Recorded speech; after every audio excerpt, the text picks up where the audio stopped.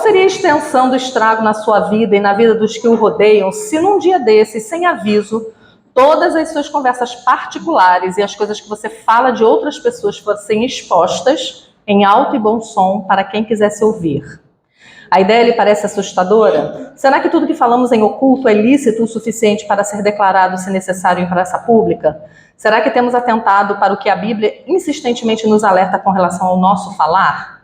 Se existe uma área de nossa vida que deve ser constantemente vigiado, eis que é o modo como utilizamos a nossa língua. E as mulheres mais velhas, especialmente, precisam ser exemplo nesse quesito também, né? Como é que nós temos falado? Será que nós somos aquelas mulheres que sabem guardar segredo, né? Que sabem ouvir alguma situação e manter em sigilo? Ou será que é através de nós que as fofocas na nossa igreja têm tomado corpo, né? Então isso é uma coisa que a gente deve sempre se preocupar.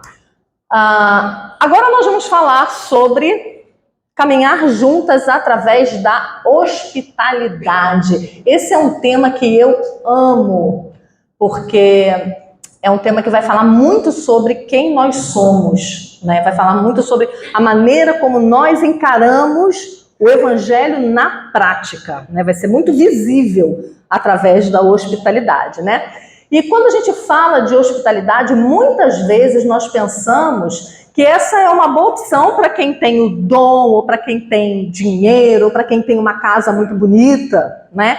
Ou então nós costumamos achar que a hospitalidade é um dom que deve ser exercido pela liderança. Afinal de contas, lá em 1 Timóteo, quando vai falar dos líderes, né, diz que eles precisam ser hospitaleiros, né? Então isso aí é só para a liderança, né? Mas esse, na verdade, é um doce chamado para todos os crentes. A hospitalidade é um chamado para todos nós. A Nancy Lee DeMoss, ela diz que nós nunca somos mais parecidos com Jesus do que quando estamos servindo a Ele ou aos outros, né? Então, no serviço que nós prestamos aos nossos irmãos em Cristo, nós nos parecemos com Ele. E a gente vai ver isso aqui ao longo dessa palestra. Mas, em primeiro lugar, eu quero mostrar para você que a hospitalidade não é uma opção para o crente, ela é uma ordem. Ela é uma ordem bíblica, né? E eu quero que você abra comigo aí em 1 Timóteo, capítulo 3. 1 Timóteo.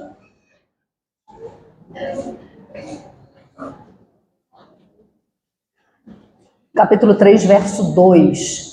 O texto diz assim: é necessário, o texto que nós citamos, portanto, que o bispo seja irrepreensível, esposo de uma só mulher, temperante, sóbrio, modesto, hospitaleiro e apto para ensinar. Então, para um líder, essa é uma condição sine qua non, mas não é uma condição só do líder, né? É uma condição para todos nós. Você quer dar uma olhada? Hebreus, capítulo 13, verso 1 e 2.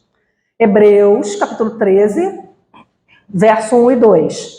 Seja constante o amor fraternal, não negligencieis a hospitalidade, pois alguns, praticando-a sem saber, acolheram anjos.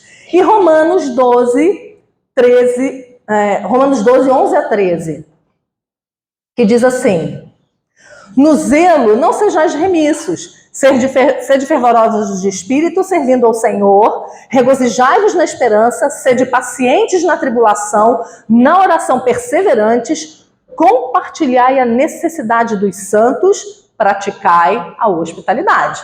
Então vocês perceberam que não é só para os líderes, é para todo crente, né? É para todos nós, né? Então, como eu falei no começo, a hospitalidade, ela de certa forma, ela vai mostrar algumas verdades sobre nós, sobre o estado das nossas almas e sobre os nossos ídolos. A hospitalidade, você ter alguém na sua casa, comendo a sua comida, usando seu banheiro, sujando seu sofá, vai mostrar um pouco daquilo que é mais precioso para nós. E isso é uma coisa que é gritante às vezes, e a gente não percebe, mas está ali gritando para nós mudarmos, né? Para nós amoldarmos a nossa vida ao Evangelho. E aí, por que isso? Porque a hospitalidade vai mostrar na prática as nossas boas obras, né? Lembra que a fé sem obras é morta. Então, a hospitalidade é mais um meio de nós mostrarmos a nossa fé. Abre aí comigo em 1 João 6, desculpa, 1 João 3, 16. 1 João 3, 16. Nisto conhecemos o amor, que Cristo deu a sua vida por nós. E devemos dar a nossa vida pelos irmãos. Ora, aquele que possuir recursos deste mundo e vir a seu irmão padecer necessidade e fechar-lhe o seu coração, como pode permanecer nele o amor de Deus? Filhinhos, não amemos de palavra nem de língua, mas de fato e de verdade. Então, praticar a hospitalidade é uma maneira de demonstrarmos amor pelos nossos irmãos. Eu confesso que meus amigos que estão guardadinhos no fundo do meu coração eram aqueles que me recebiam quando eu tinha 4 filhos pequenos. Porque eles tocavam terror na casa desses amigos. E mesmo assim, esses amigos me recebiam. Né? Não eram amigos aqueles amigos, eu estou disposto a dar a minha vida por você, mas não quebra meu jarro. Né? Mas não deixa teu filho rabiscar minha parede. Né? Coisas que crianças fazem. Né? Matthew Henry, comentando esse texto, ele diz assim: João mostra nesse texto qual deveria ser a disposição e o efeito do nosso amor cristão. Ele deve ser no mais alto grau tão fervoroso que nos torne propensos a sofrer e mesmo morrer para o bem da igreja e para a segurança e a salvação dos nossos queridos irmãos. Quão mortificados os cristãos deveriam estar para esta vida? Quão preparados para se desfazer dela? Deus se agrada em dar a alguns irmãos em Cristo os bens desse mundo para que possam exercer a sua graça na comunicação desses bens aos santos mais pobres. Então, a ideia de mordomia cristã está no cerne da hospitalidade. Que aquilo que a gente tem, seja muito ou seja pouco, não nos pertence, mas pertence ao Senhor. E Ele nos deu para que nós usássemos, mas também para que a gente abençoasse aos outros. Então, não faz sentido você ter uma boa casa se essa casa não pode ser usada. Né, mamães? Deixem seus filhos usarem e gastarem a sua casa. Às vezes a gente não deixa nem isso com o filho, que dirá com os hóspedes, né? Deixe seus filhos usarem a casa. Não faz sentido você ter um bom sofá se ninguém pode sentar nele. Né? Não faz sentido você ter uma bela área externa se você não quer que eles brinquem na área externa, porque eles vão entrar com o pé sujo, vão sujar a sua preciosa sala com tapete branco. Menina, não compra tapete branco, mulher. Compra sofá branco, cadeira branca, que loucura! Branco é uma cor proibida para quem tem criança. Assim você não se estressa, você não vê a sujeira, né? Outro texto correlato está lá em Tiago, que vai falar mais ou menos a mesma coisa. Tiago, capítulo 2. Tiago, capítulo 2, verso 14 em diante. Meus irmãos, qual é o proveito se alguém disser que tem fé, mas não tiver obras? Pode acaso semelhante fé salvá-lo? Aí ele vai usar um exemplo, que é o exemplo que a gente está usando aqui. Se um irmão ou irmã estiverem carecidos de roupa e necessitados do alimento cotidiano, e qualquer dentre vós lhes disser, e de paz, aquecei-vos e fartai-vos, sem contudo lhes dar o necessário para o corpo, qual o proveito disso? Assim também a fé, se não tiver obras, por si mesmo está morta. Então, esse texto de Tiago mostra bem a nossa hipocrisia. Né? Eu estou preocupada com você, mas que Deus te abençoe, não vou ser eu que vou te abençoar. Né? Eu estou preocupada com a sua falta de roupa, mas cubra-se, vista-se, aqueça-se. Né? Eu não vou mover uma palha para que isso aconteça.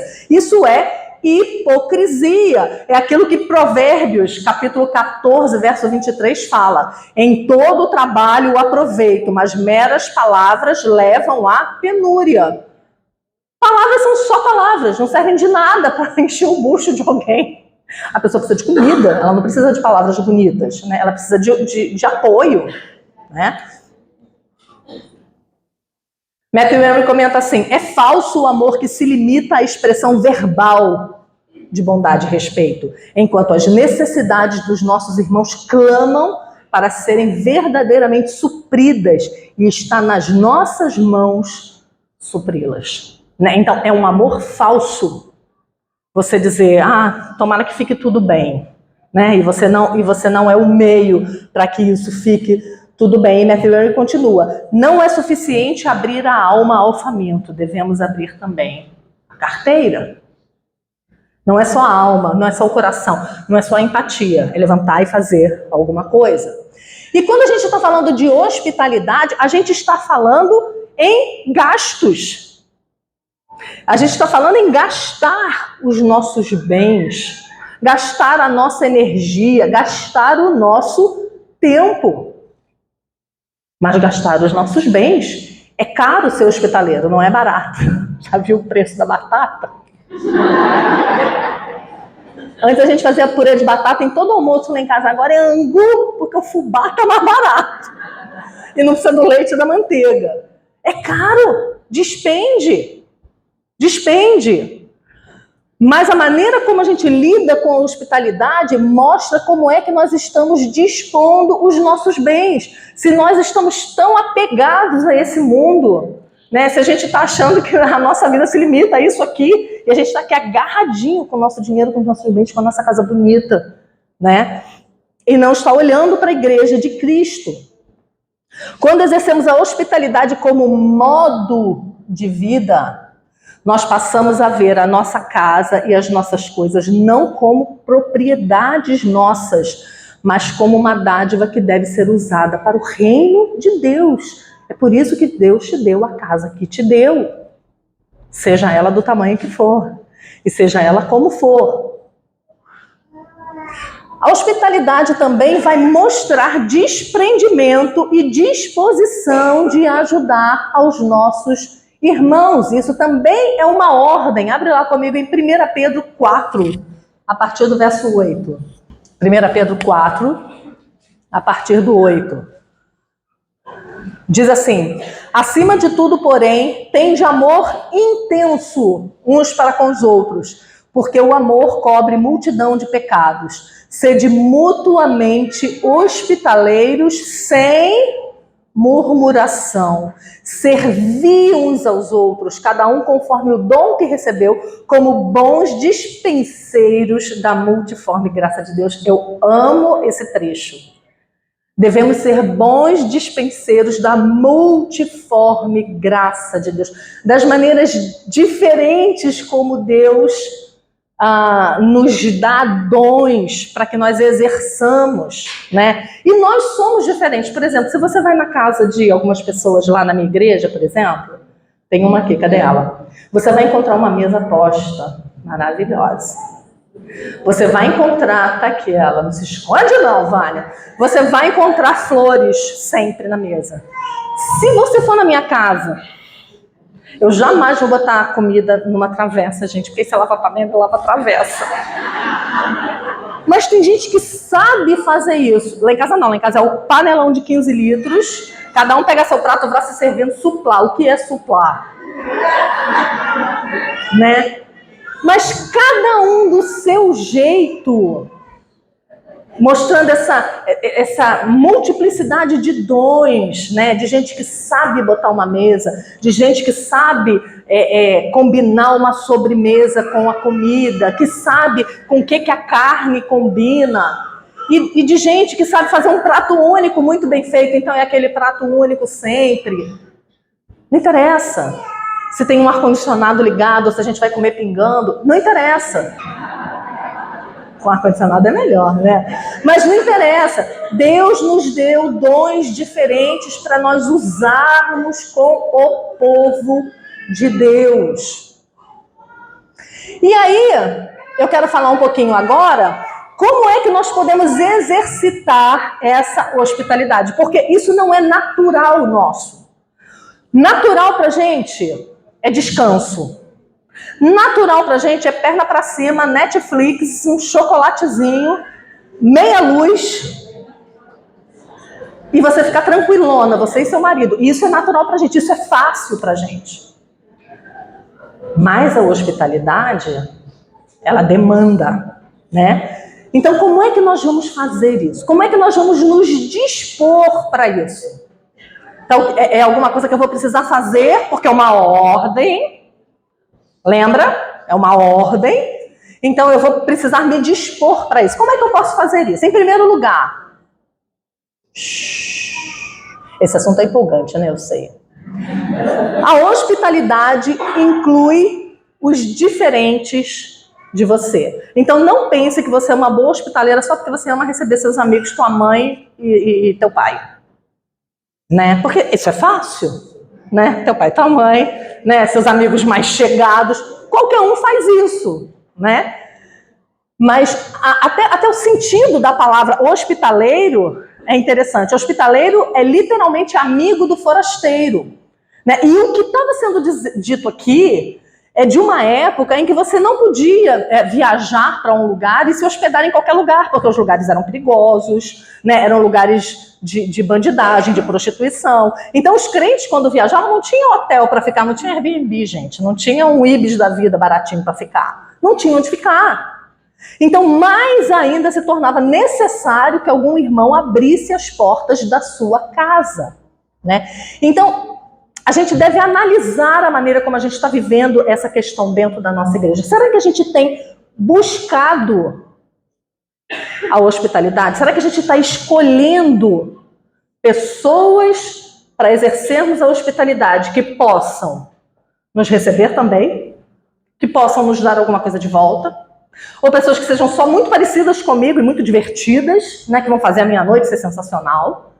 Ou será que eu estou também sendo hospitaleira com aqueles irmãos que são mais difíceis de lidar? Será que a gente está escolhendo aquelas pessoas que chegaram na igreja agora? Aquelas pessoas que vão passar o Natal sozinhas porque a família é de outro lugar? A gente tem que ter olhos para isso, no meio da igreja. Quem está sozinho? Quem é que a esposa viajou? Quem é que o marido está a serviço? Se liga, esteja atenta às necessidades da igreja para que a sua casa sirva de lar para elas também. A hospitalidade deve ser praticada por ricos e por pobres, na medida daquilo que você tem. Você não vai se endividar para receber ninguém, né? Agora, você também não vai usar da desculpa de que você não tem tudo que a própria pessoa tem para que você receba ela na sua casa. Então, não use a sua pobreza como desculpa para não receber. Outro ponto importante a ser considerado: a hospitalidade deve ser radicalmente simples. Esse é um termo usado pela Rosaria Butterfield, que já foi citada aqui no livro O Evangelho e as Chaves de Casa, quando ela fala sobre hospitalidade, numa perspectiva um pouquinho diferente dessa que a gente está falando aqui, mas é um livro muito rico. E ela defende essa tese, que a hospitalidade ela precisa ser simples, para que ela possa ocorrer sempre. Porque se for muita firula, se for muito camarão com queijos, a gente não vai poder fazer sempre.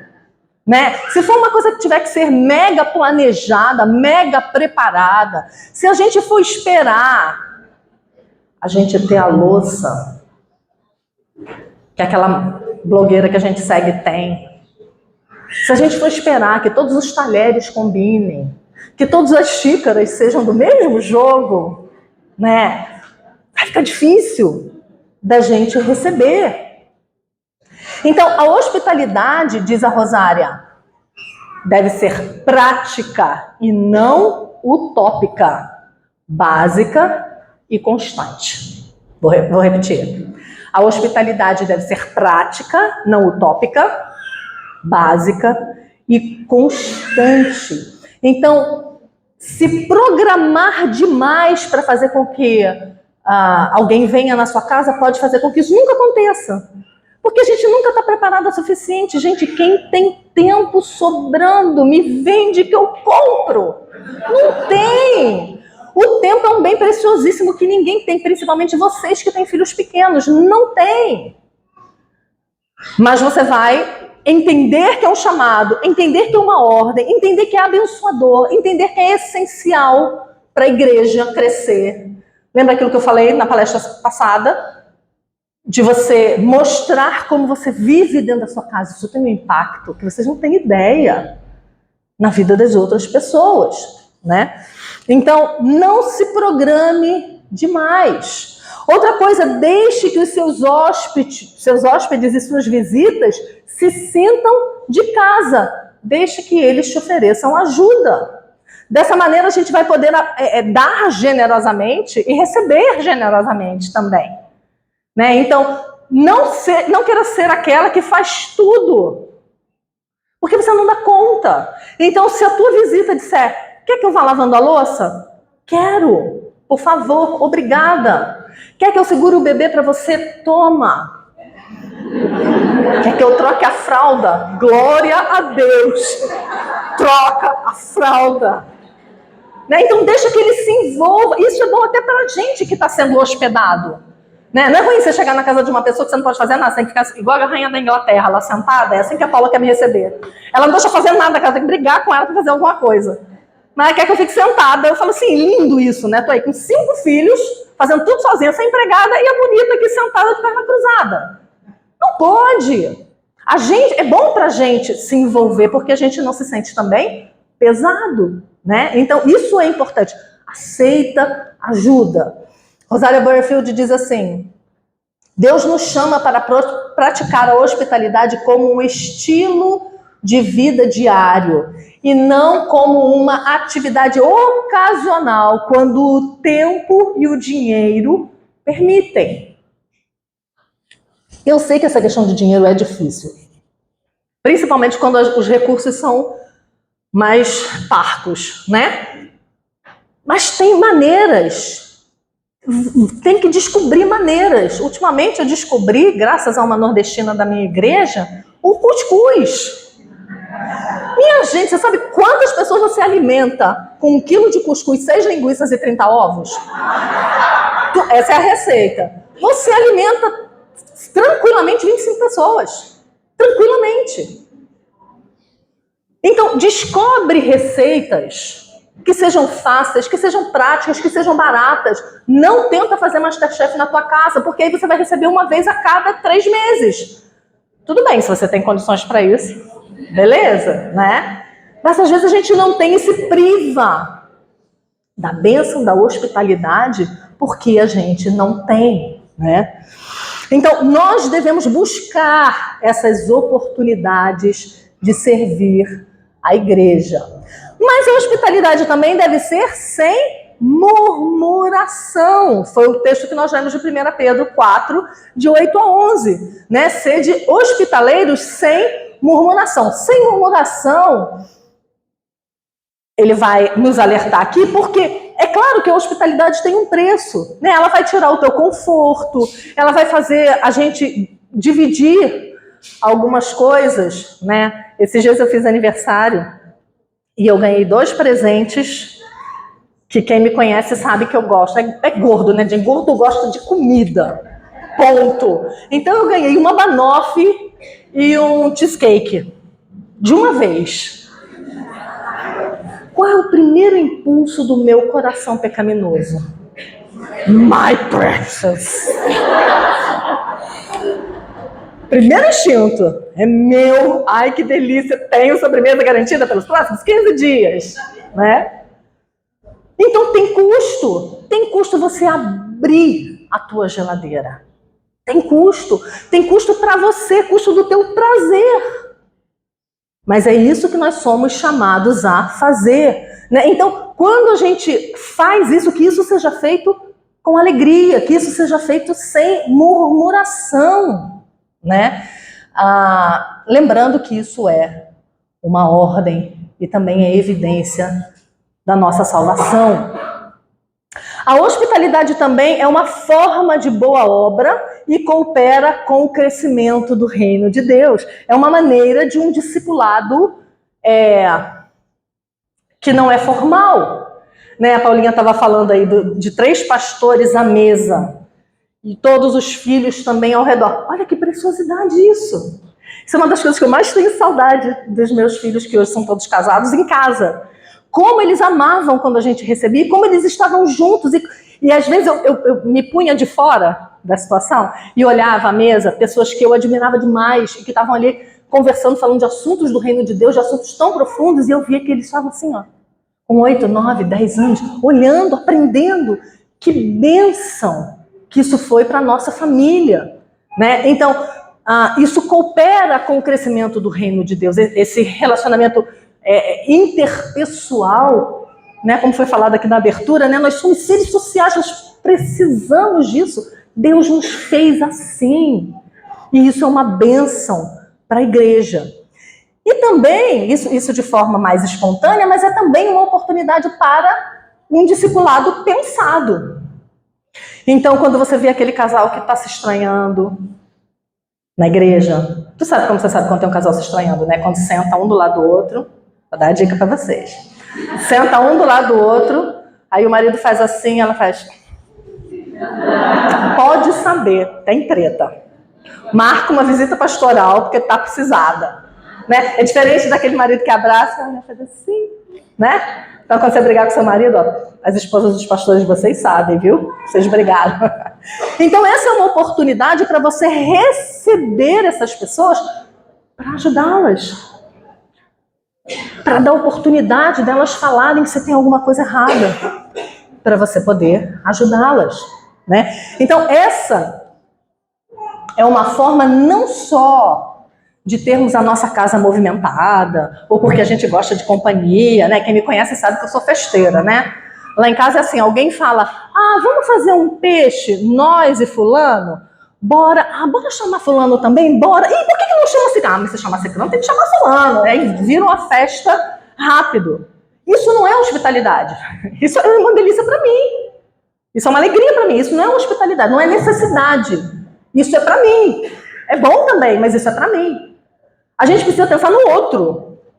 A gente precisa pensar naquela mãezinha que está com dificuldade de cozinhar, porque está doente, porque está com um filho doente. Então, escolhe ela para chamar para comer na sua casa naquele dia, porque você sabe que ela está com dificuldade. Vocês entendem a diferença? Porque todo mundo gosta de ter amigos perto, né? Mas a hospitalidade é mais do que isso. Essa é uma maneira poderosa de chegar ao coração dos nossos irmãos. É mostrar a maneira como você vive. Isso pode transformar a vida deles, porque eles verem a sua vida de perto vai dar força e veracidade ao discipulado, aquilo que você fala para ele, porque gerou-se ali um vínculo e ele viu que você vive aquilo que você fala, né? Então, mesmo que a gente não esteja formalmente discipulando essa pessoa, a gente está caminhando juntas, né? E aí, todas aquelas coisas que nós falamos anteriormente, né? Quantas moças que não têm a quem pedir conselho, quantas moças que não, vieram de lares descrentes, né? Quantas viúvas, quantas mulheres que os maridos abandonaram, que precisam estar numa casa que tem um homem, para que aquelas crianças vejam como é que um pai age, para eles serem um pai assim no futuro, já que eles não têm pais. Né? Então, dentro das nossas igrejas há um campo vasto branquejando, né? Exercitar, então, a hospitalidade vai nos colocar numa situação de enxergar esse campo branquejando e ir lá ajudar a acolher. Rosária Butterfield diz assim: quando nossas casas cristãs estão abertas, tornamos transparente ao mundo o que Cristo está fazendo com os nossos corpos, nossas famílias e nosso mundo. É um testemunho vivo daquilo que Deus tem feito em nós. E, ao mesmo tempo, olha que coisa incrível, eles vão poder ver de perto as nossas imperfeições, as nossas deficiências, as nossas dificuldades, mas o tamanho do amor que a nossa família tem a Cristo, né? Mas existem alguns motivos que nos afastam de exercer a hospitalidade. Eu quero falar um pouquinho disso. A gente estava ali no almoço e alguém disse que a Paulinha bateu em todo mundo aqui como uma pluma. E eu bati bem brava. Vou tentar ser menos brava. Vou tentar ser pluma. Mas existem alguns motivos bem pecaminosos que nos impedem de exercer a hospitalidade. E é feio falar disso. Mas é bom a gente olhar para dentro da gente e ver se talvez esses não sejam os nossos motivos. Em primeiro lugar, a avareza. A avareza é apego excessivo que impede demonstrações de generosidade. Então é quando a gente ama demais aquilo que a gente tem, né? E aí nós não fazemos como a viúva de Sarepta, lembra? Quando ela acolheu o profeta? Ela deu o último que ela tinha. Era o último pote que ela tinha. Ela deu, né? Então nós não podemos viver apegados às coisas que nós temos, né? E a hospitalidade, ela é aversa à avareza, ela é totalmente aversa à avareza. Eclesiastes 5, verso 10, diz assim para nós: quem ama o dinheiro jamais dele se farta, e quem ama a abundância nunca se farta da renda. Também isso é vaidade. E aí a Rosária Butterfield comenta dizendo que o que nos impede de praticar a hospitalidade é a nossa abundância e não a nossa falta. É porque a gente tem muito e não quer dividir. Nós temos muito e amamos muito o que temos, diz Rosária Butterfield. Então é algo que a gente tem aqui pensar. E não é só o amor ao dinheiro, mas amor às nossas coisas. Ah, meus bibelôs, tão lindos. Aí eu penso, quantos bibelôs das casas das minhas amigas os meus filhos já quebraram? Tinha gente que quando a gente chegava para visitar escondia o videogame. Depois se casou com meu filho. Mas escondia o videogame quando a gente chegava.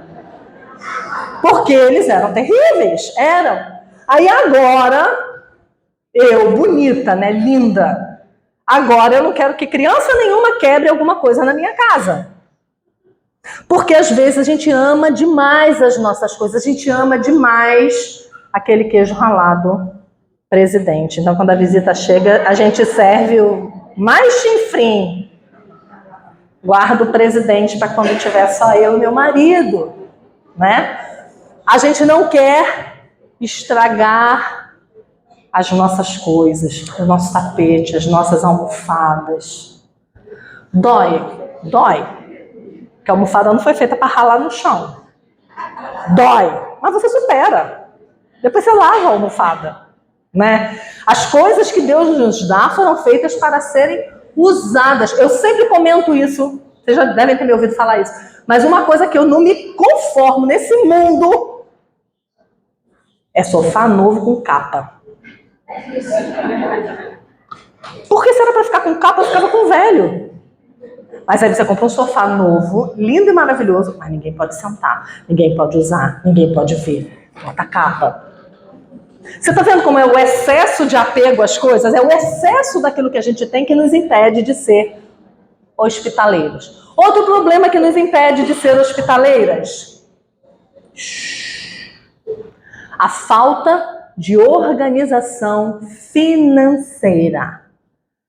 É quando a gente gasta mais do que a gente deve. E aí nunca sobra para o outro. Porque a gente gasta erradamente. Então, isso é uma coisa que a gente também precisa ajustar. Outro problema que nos acomete: preguiça ou falta de diligência. Não queremos nos gastar com o nosso trabalho. Conhece aquela irmã da igreja que a reunião nunca pode ser na casa dela porque ela deu faxina? Mas quando a casa está suja, ela também não quer receber porque a casa está suja, né? A gente não quer trabalhar mais do que a gente tem trabalhado todo dia. E eu sei que vocês trabalham muito, porque eu também sou dona de casa, eu também trabalho muito. Eu sei que é cansativo. Mas nisso está a graça. né? Nada que é fácil tem valor. Tem valor é que é difícil, que é custoso, é o que tem valor, né? Então, a hospitalidade, ela sempre vai exigir da gente que a gente se esforce um pouco mais. A gente vai ter que lavar mais roupa, a gente vai ter que fazer mais comida, a gente vai ter que acordar mais cedo e dormir mais tarde. Então, exige sacrifício. Então, muitas vezes, a gente não é diligente com isso. A gente tem preguiça porque vai dar trabalho. Outro problema que nos impede: a idolatria pela rotina. Rotina é bom? É. Rotina é importante? É. É essencial para uma casa andar? É. Mas a rotina não pode ser o seu Deus. Principalmente se você tem filhos pequenos. Misericórdia. Essa geração de filho pequeno tem uma loucura com criança. Que, olha, sinceramente, eu não sei. Eu não tenho paciência com essas coisas não, menina. É porque assim, graças a Deus lá na nossa igreja não tem isso. Porque lá tem muitos bebês. Mas as mães vão para a igreja. Tem igreja que as mulheres param de ir para a igreja. Porque o menino dorme 7 horas. Da noite o culto começa às 6. Vai estar na hora da soneca e não vai para a igreja. Não posso receber gente na minha casa. Você só pode ir na minha casa a partir de tantas horas. Porque de tantas a tantas, meus filhos têm que dormir. Rotina é uma coisa para ser utilizada enquanto tá tudo bem, tá dando certo. Quando você precisa romper a rotina, ela pode ser quebrada. E os seus filhos precisam aprender isso. Que não é todo dia que eles vão dormir na hora que eles têm que dormir, porque tá acontecendo uma coisa mais importante naquele dia do que dormir. Que é receber alguém. Ou que é ir para a igreja. Né? Então, essa fissura com rotina está fazendo a gente escravo. Ao invés da rotina nos servir, a gente que está servindo a rotina. Olha o que a Rosaria Butterfield fala sobre isso. Esse texto aqui, depois se você quiser, você me pede, que eu vou mandar para você estampar e botar na sua geladeira, da Rosaria Butterfield. Olha o que ela diz. Minhas listas de coisas a fazer, não são inflexíveis.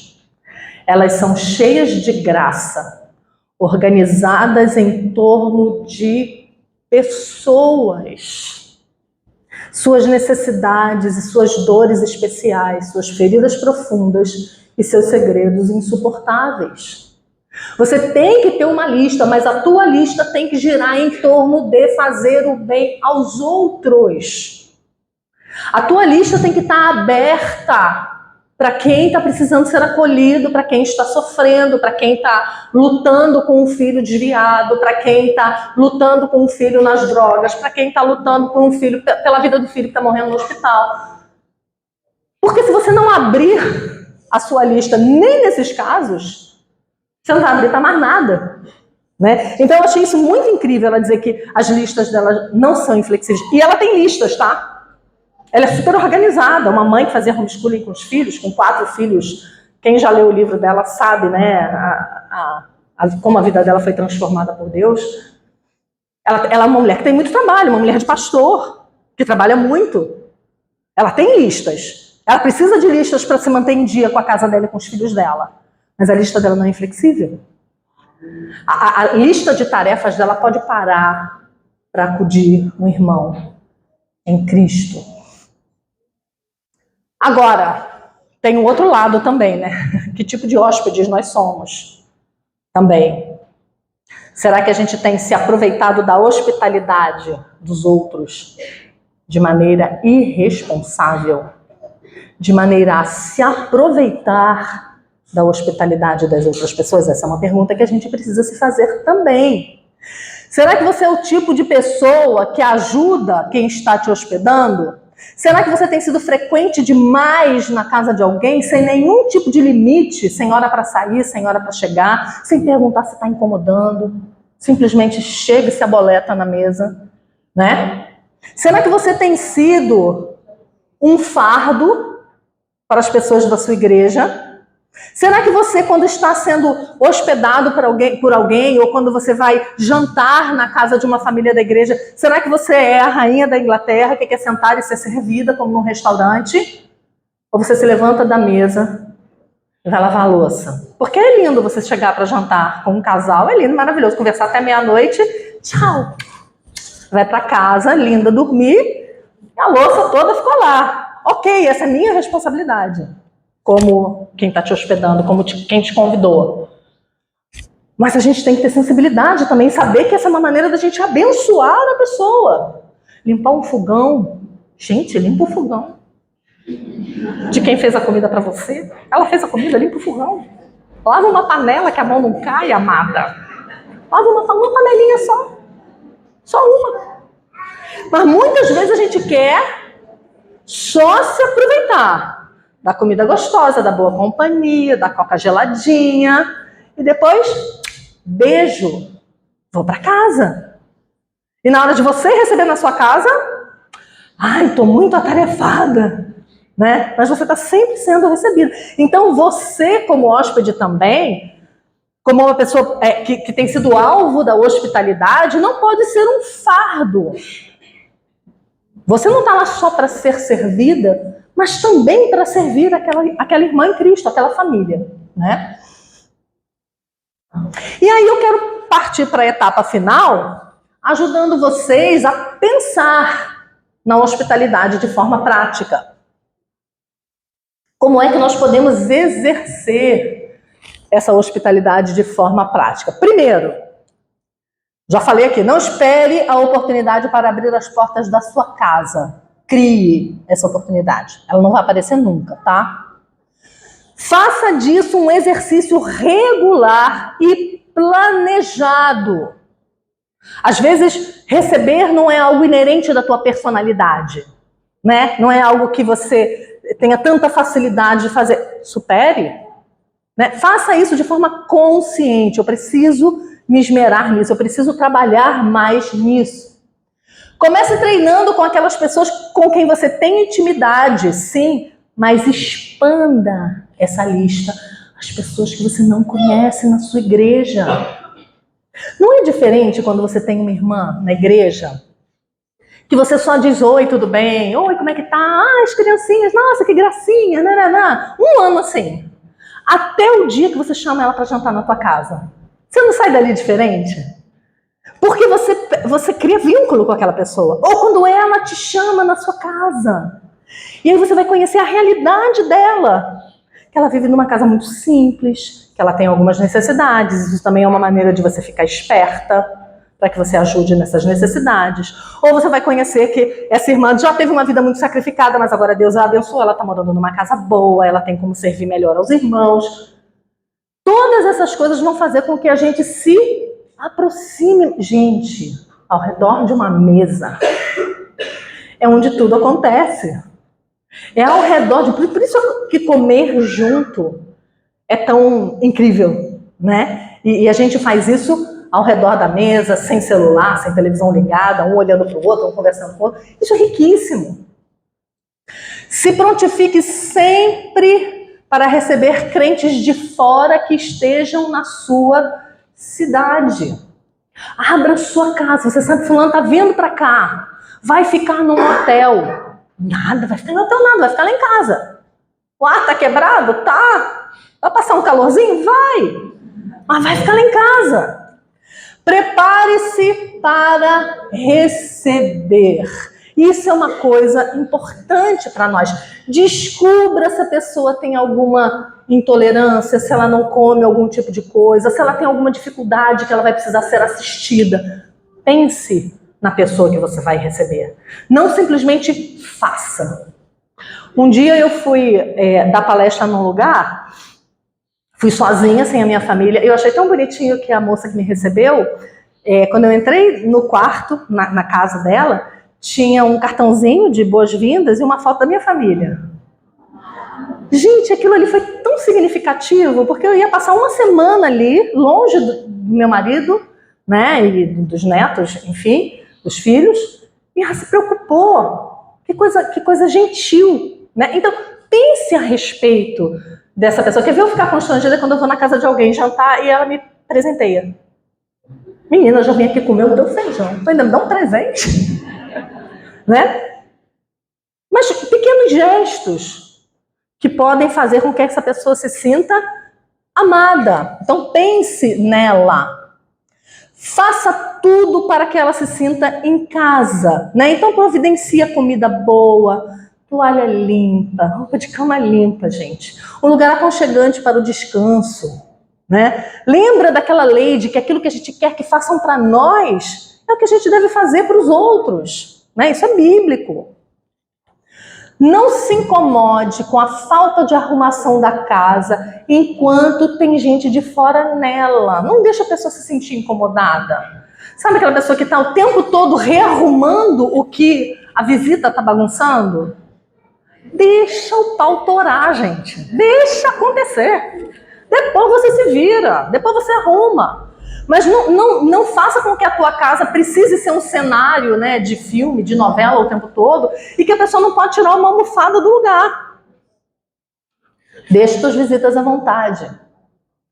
Não recuse a ajuda do seu hóspede, já falei. E lembre-se de que quando você hospeda, o seu hóspede passa a ser sua responsabilidade. Ele está e deve se sentir seguro no seio de sua família. É engraçado porque a Bíblia tem exemplos disso, né? Lembra lá dos anjos, né? Que Ló disse: abusa das minhas filhas, não dos meus hóspedes. Olha que coisa forte, né? Porque eles estão debaixo da minha casa, debaixo da minha proteção. Eu estava vendo isso quando a gente estava lendo esses dias Êxodo 20, nos 10 mandamentos, quando fala do 4º mandamento, que é o dia do Senhor, e que naquele dia todos deveriam se abster das coisas normais dos outros dias para adoração, então que não deveria fazer nenhum trabalho, nem tu, nem teu filho, nem teu servo, nem tua serva, nem o estrangeiro das tuas portas para dentro. Ou seja, a tua visita está na tua casa, amada, é a igreja do meu. O que a gente faz? A visita está na nossa casa, a gente deixa de ir para a igreja porque a visita está na nossa... Não, carrega. Né? Você é responsável pelo bem-estar da alma daquela pessoa também. E por fim, a hospitalidade traz benefícios terrenos para nós, sabia? Quem pensa que a hospitalidade só gasta aquilo que a gente tem, abre lá em 2 Coríntios comigo, 2 Coríntios capítulo 9. Agora, quando eu for falar disso, eu vou ler 3 textos com você. A hospitalidade traz benefícios para nós. Olha como Deus é incrível. É acima de qualquer especulação humana, né? Deus te dá uma ordem, seja hospitaleiro. Aí você obedece a ordem, você é abençoado pela convivência com aquela pessoa e Deus ainda te dá outros benefícios além disso. Não é incrível? É incrível a bondade de Deus. 2 Coríntios 9, verso 10.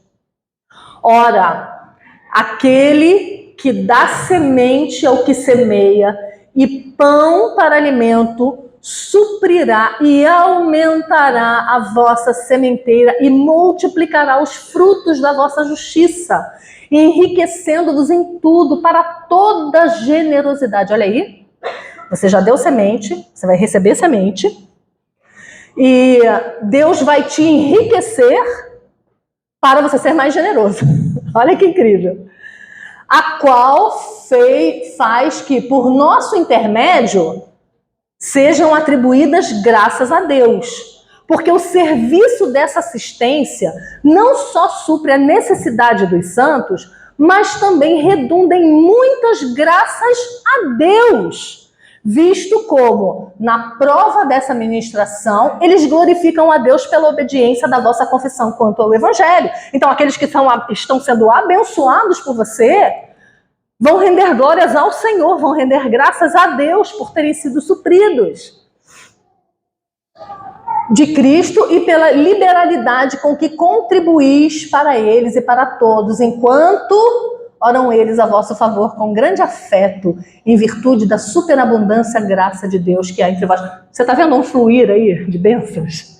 De quem dá para quem recebe, de quem dá em gratidão a Deus e Deus retribuindo, e de quem recebe orando por quem está dando. Isso é uma graça. Provérbios 11, verso 25. Provérbios 11, 25.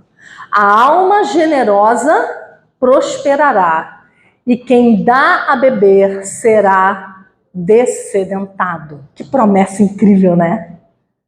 Que promessa incrível. Provérbios 14, 22 também é um trecho que eu amo. Provérbios 14, 22. Acaso não erram os que maquinam o mal?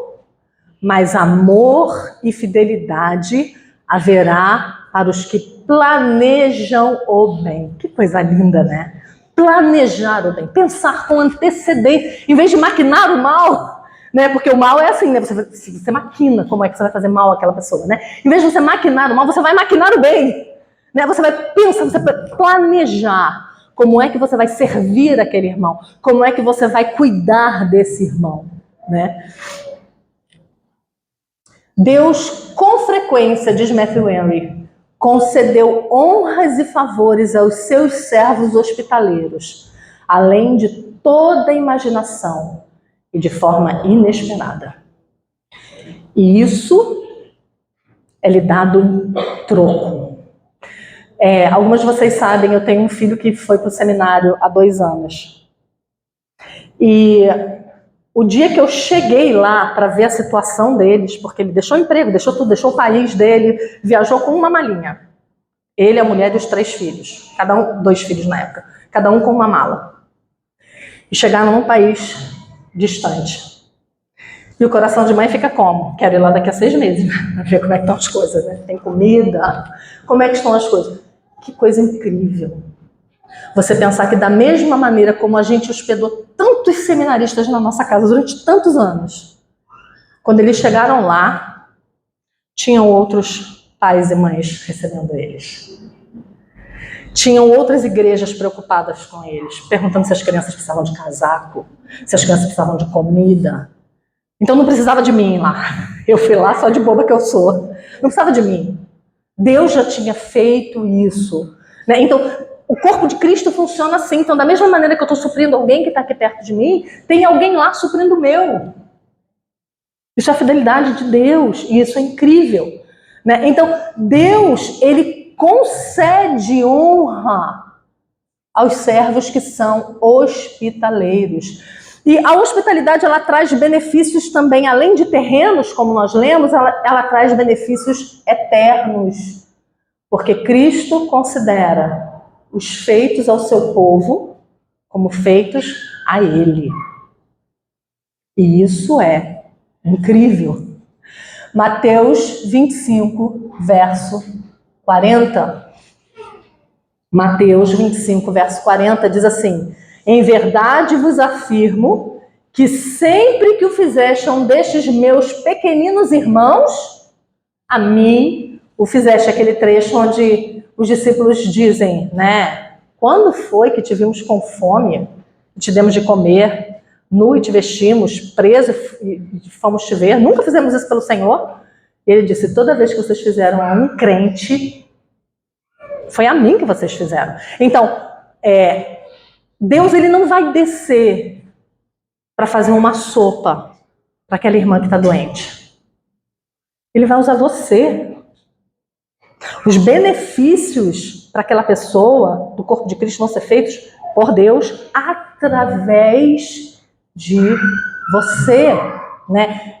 Matthew Henry, ele comentando esse texto de Mateus 25, 40, ele diz, aquele que rega será ele mesmo regado. E Gálatas 6, 9 e 10 também nos faz uma exortação quanto a isso. Gálatas 6, 9 a 10, que diz assim: e não nos cansemos de fazer o bem, porque a seu tempo ceifaremos se não desfalecermos. Por isso, enquanto tivermos oportunidade, façamos o bem a todos, mas principalmente aos da família da fé, né? Então, não se canse. Eu sei que você que é mais velha, mais vivida, já levou muito nas costas, na cara, né? Você já serviu a pessoas que não mereciam ser servidas, você só descobriu depois.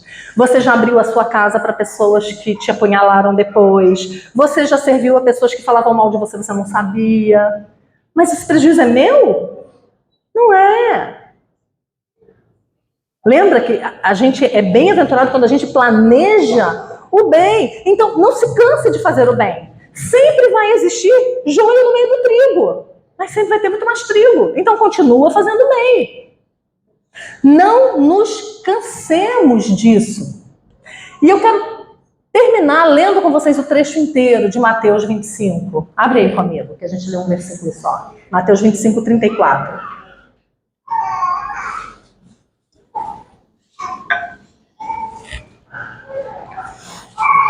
Mateus 25, 34.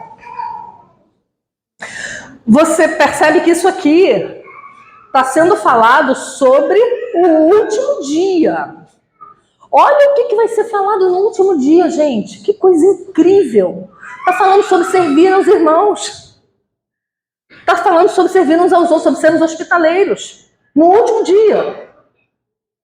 Então dirá o rei aos que estiverem à sua direita: vinde, benditos de meu Pai, entrai na posse do reino que vos está preparado desde a fundação do mundo.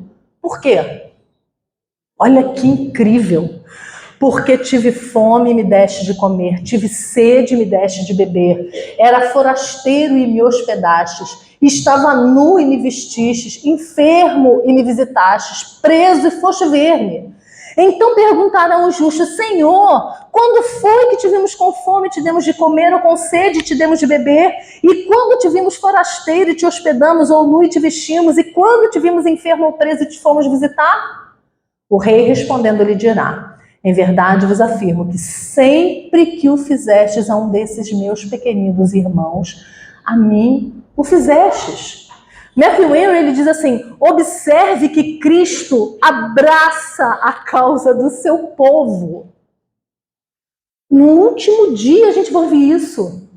Porque Deus se interessa com a gente. Ele se interessa com a sua igreja, ele se interessa com o seu povo. Por isso ele vai dar recompensas a quem serve aquela que é a menina dos seus olhos, que é a sua igreja. E ele se considera recebido, amado e aceito neles. Se o próprio Cristo estivesse entre nós, na pobreza, com que presteza o ajudaríamos? Se ele estivesse na prisão, com que frequência nós o visitaríamos? Nós estamos prontos a invejar aqueles que o serviam com as suas fazendas, não é verdade? A gente não inveja Marta e Maria? Ah, se fosse eu fazendo a minha feijoada para Jesus, imagina! Isso é a melhor feijoada do mundo. A farofa com mais manteiga e com mais ovo do universo. Não é? Você pensa nisso, às vezes você inveja aquelas pessoas que puderam estar com Cristo. E aí Matthew Henry continua falando: onde estiverem santos pobres e ministros pobres, ali Cristo estará pronto para receber neles a nossa bondade e ela será levada em conta. Eles estão ali, Cristo está ali. Naqueles irmãos, naqueles pastores, naqueles missionários que estão dando a vida pelo evangelho. Ele está ali para ser servido por você. E aí Matthew Henry comenta, né? Quando foi? Os santos perguntarão.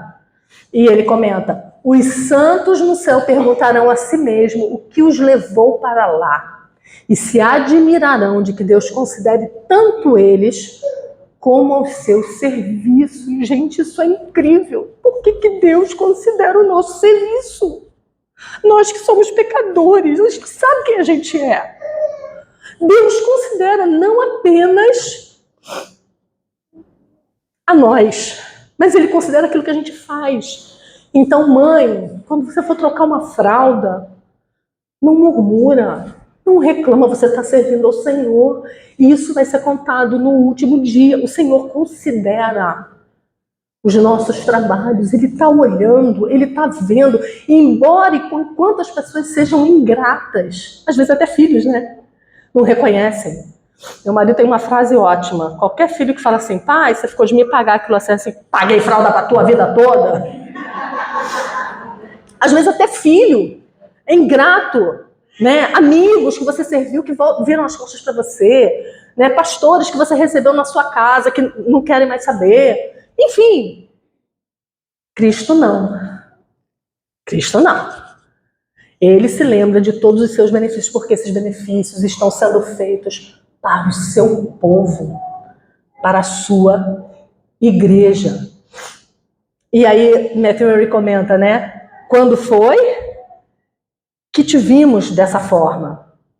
E aí, Matthew Henry diz: Cristo está mais entre nós do que pensamos que Ele está.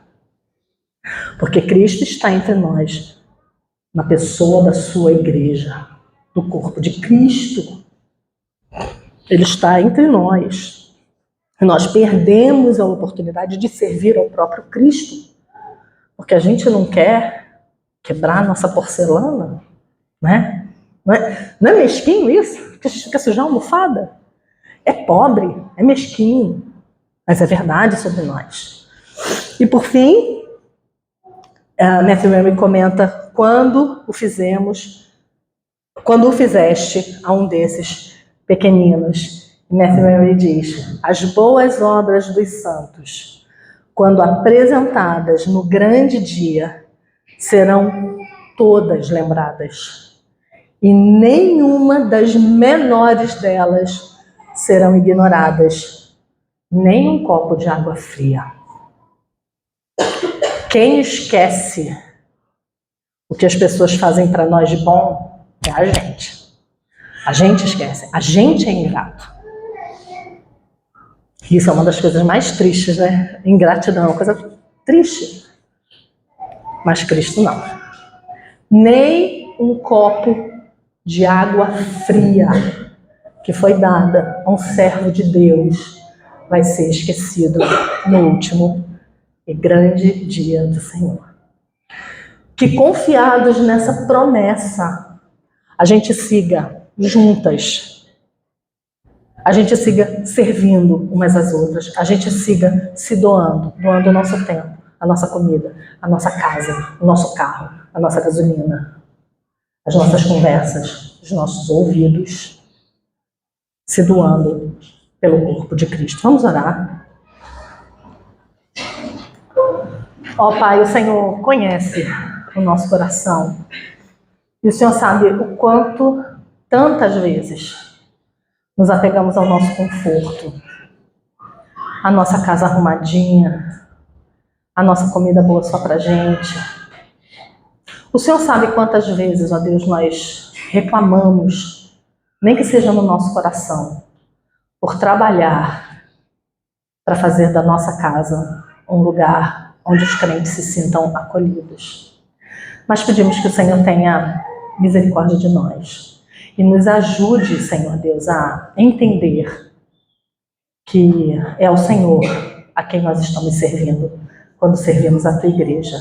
Desperta em nós, ó Deus, olhos para ajudar aquelas pessoas que estão ao nosso lado, que precisam ser acolhidas. Nos dá, Senhor, um coração amplo, aberto, dilatado, para nos gastar com aquilo que tem de mais precioso nesse mundo, que é a Tua igreja. É o nosso pedido em nome de Jesus. Amém. Deixa eu lembrar de um trechinho do livro da Rosália Porterfield, O Evangelho e a Chave de Casa, que eu esqueci de citar. Ela fala um negócio que é muito interessante, que é como você abrir a sua casa facilita o discipulado, porque cria vínculo. Então ela diz, por exemplo, se você tem que chamar a atenção de alguém por algum motivo, mas você só passa por ela e diz bom dia, é mais difícil você chegar para ela e falar: olha, seu filho está se jogando no chão, minha filha. Corrija, como a Bíblia manda. Mas se essa mulher está dentro da sua casa, né? Se ela compartilha com você, criou-se um vínculo entre vocês, é mais fácil, inclusive, você ajudá-la nesse quesito, né? Então ela diz que o melhor lugar para se criar esse vínculo e para dar força a esse discipulado, ela diz, é em volta de uma mesa com uma xícara de café e uma caixa de lenços. Que coisa linda, né? É onde Deus vai trabalhar o seu povo, né? São as pessoas em volta da mesa ali. Uma coisa simples, um café, um lencinho para chorar e para abrir o coração, para ser pastoreada, para pastorear, né? E para crescermos juntas. Que o Senhor nos dê essa graça. Amém.